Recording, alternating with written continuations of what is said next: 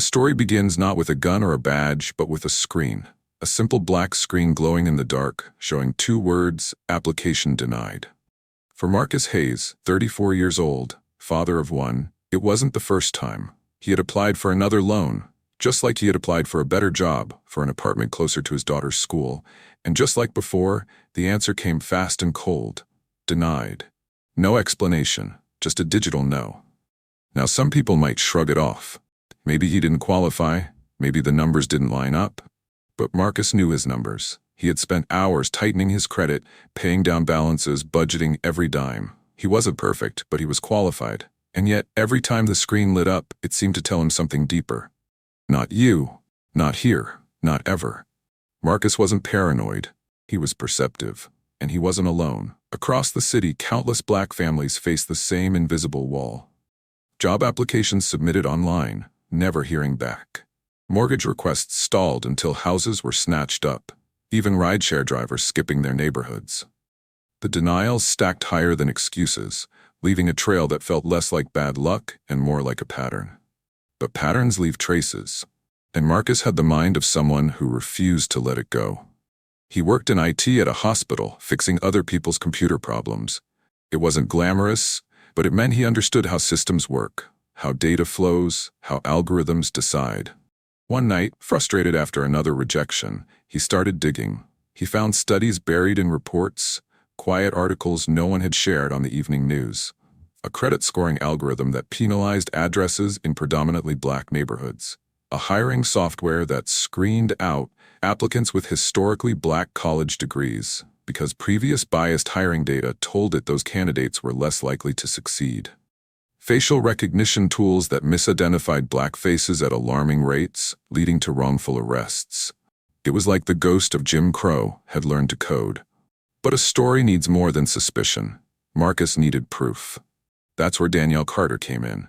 Danielle was a journalist, sharp, relentless, with a reputation for chasing stories others thought too risky.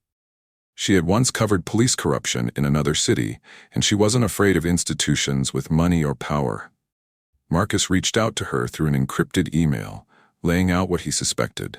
He didn't just want to vent, he wanted to fight. The first meeting was quiet. A corner booth at a diner, coffee between them. "I don't have hard evidence," Marcus admitted. "Just denials that don't make sense, and data showing these systems have bias built in." Danielle leaned in.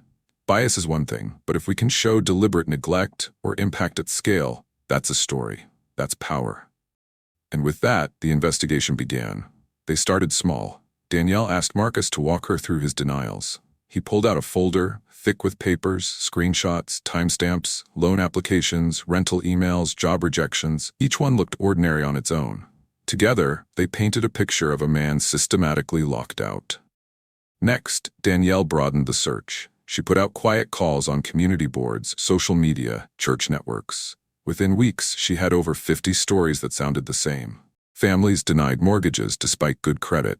Workers rejected for jobs they were qualified for. Single mothers flagged as high risk for insurance. Different names, same outcome. The deeper they dug, the clearer it became. This wasn't just human bias. This was machine bias. Systems designed to look neutral but built on data poisoned by decades of discrimination. The past baked into code, replicated at scale, hidden behind the false objectivity of technology. An algorithm doesn't yell racial slurs. It doesn't slam doors in faces. But it can decide, quietly, invisibly, who gets a home, a job, a loan, a future. The turning point came when Danielle managed to connect with a whistleblower. A young black software engineer who had worked for a fintech company designing risk models for banks.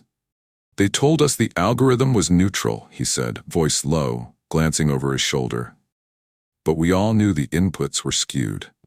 The datasets came from decades of loans approved mostly for white applicants. If you fed in someone from a majority black zip code, the model almost always predicted default, even if their credit was clean. It was systemic redlining with a digital face." Danielle asked why he was coming forward. He sighed. "Because my mom got denied for a loan last year. She raised me, worked 2 jobs, paid every bill on time, and I sat there thinking, I helped build the system that denied her." That interview sealed it. Marcus and Danielle now had voices, documents, and a human face for the story. But exposure comes with risk. The company fought back, sending legal threats, accusing Marcus of fraud, painting Danielle as sensationalist. Online trolls swarmed, calling them conspiracy theorists. Still, they pressed forward. The article dropped on a Monday morning. Headline bold, "The Digital Gatekeeper: How Algorithms Quietly Lock Out Black Families." It hit like a storm. Within hours, it trended on social media. National outlets picked it up. Politicians tweeted statements of concern. Regulators promised investigations. And for Marcus, something changed.